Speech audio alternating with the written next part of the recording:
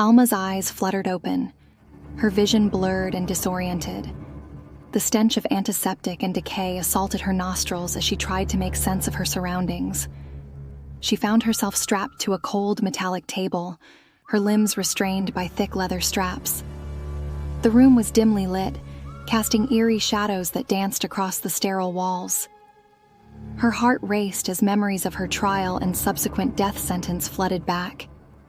She had been convicted of a crime she didn't commit, a victim of a corrupt system that favored the wealthy and powerful. And now, it seemed, she had been chosen for some twisted experiment, her life reduced to a mere plaything for those in power.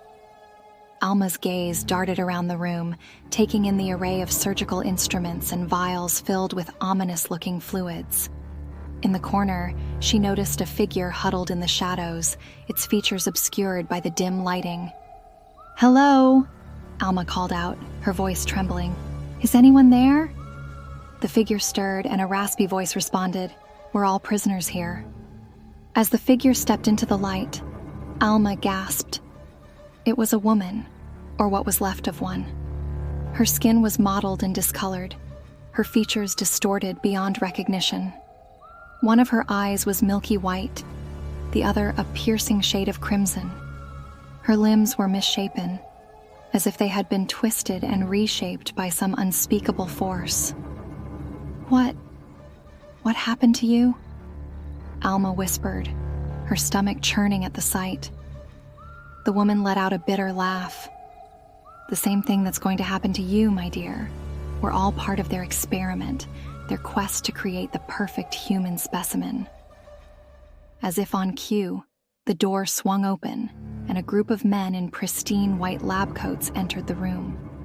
Their faces were obscured by surgical masks, their eyes cold and calculating.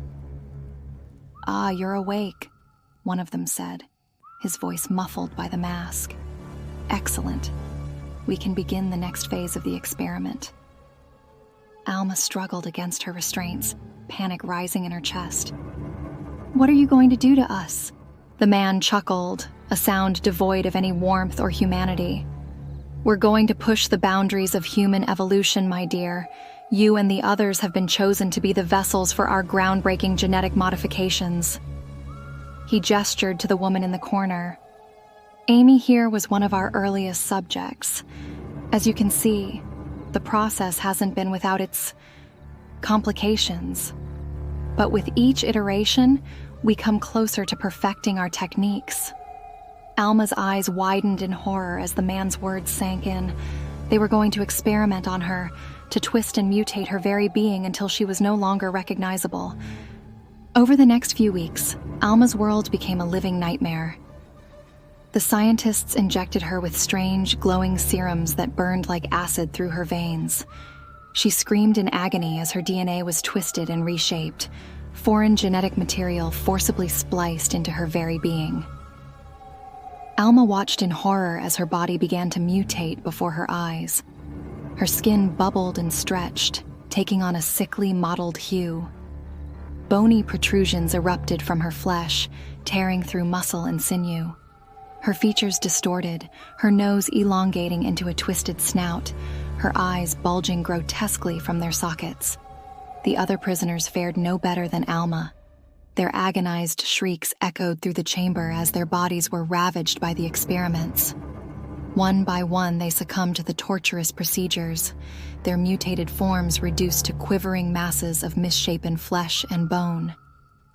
Alma and Amy were the only ones left, their twisted bodies a mockery of their former selves.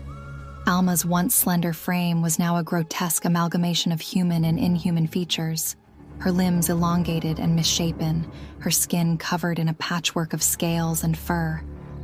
As the days turned into weeks, the experiments grew more extreme and sadistic. The scientists amputated limbs with rusty blades, cackling as they cauterized the stumps with searing hot irons.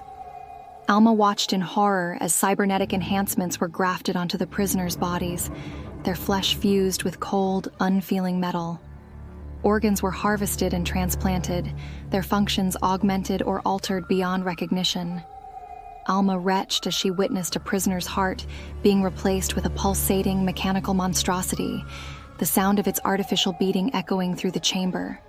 Through it all, Alma clung to the hope that she would somehow survive, that she would find a way to escape this living hell. But as the final experiment loomed, that hope began to fade. The scientists had starved them for days, their emaciated bodies pushed to the brink of starvation. The scientists gathered around them, their faces twisted into sadistic grins.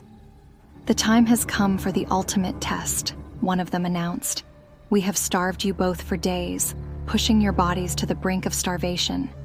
Now, we will see if one of you will consume the other, absorbing their genetic material and becoming the ultimate evolutionary specimen." Alma's stomach churned at the thought. To eat another human being, to consume the flesh and blood of someone who had endured the same torments as her. It was an act of depravity that went against every fiber of her being. But as the hunger pangs grew more intense, as the days stretched on without sustenance, a primal instinct began to take hold. She found herself eyeing Amy's emaciated form, her mouth watering at the thought of sinking her teeth into her flesh. Amy, too, seemed to be succumbing to the same urges. Her eyes burned with a feral intensity, her gaze fixed on Alma's mutated body. In a moment of clarity, Alma realized that there was only one way to end this nightmare.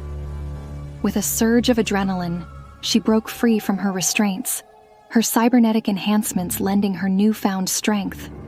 The scientists scrambled in panic, their carefully orchestrated experiment unraveling before their eyes. Alma lunged towards them, her twisted form a blur of motion. One by one, she tore them apart, her teeth and claws rending flesh from bone. The air was thick with the coppery scent of blood, the screams of the scientists echoing through the chamber. When the last of them had fallen, Alma turned to Amy, her eyes burning with a feral intensity. "It's just you and me now," she rasped, her voice barely recognizable. Amy nodded, her own mutated form tensing in anticipation. The two former prisoners circled each other, their primal instincts taking over. In a blur of motion, they collided, their twisted bodies locked in a deadly embrace. Teeth and claws tore into flesh, ripping and shredding with savage abandon. As the battle raged on, Alma felt a strange, sickening sensation wash over her. Her body began to twist and contort, her flesh rippling and bulging obscenely. With each bite, each mouthful of Amy's flesh and blood that she consumed, she could feel her genetic material being absorbed, integrated into her own mutated form. Sinew and bone cracked and reshaped, her limbs elongating and thickening. Her skin stretched taut, taking on a mottled, leathery texture as scales erupted from her flesh. Her jaw unhinged, her teeth elongating into razor-sharp fangs designed to rend and tear. Finally, when Amy's lifeless, mangled form lay at her feet, Alma stood tall, her mutated body a twisted amalgamation of their combined genetic material. She had become the ultimate evolutionary specimen, a being beyond human comprehension. Her once human features were now a grotesque parody, her form a nightmarish fusion of human and inhuman traits. With a feral roar that shook the very foundations of the chamber, she turned and fled, her newfound strength and speed propelling her through the facility's corridors. Her elongated limbs carried her with inhuman swiftness, her clawed feet leaving deep gouges in the metal floors. She would not be a prisoner any longer, nor would she be a subject for their twisted experiments. She was free, unleashed upon an unsuspecting world. Alma was the apex predator, the embodiment of human evolution taken to its darkest, most horrific extremes. Her mutated form was a perversion of nature, a blasphemous fusion of flesh and science. And as she burst forth from the facility, her feral roar echoing into the night, the world would tremble at her feet, for she was the harbinger of a new, terrifying age,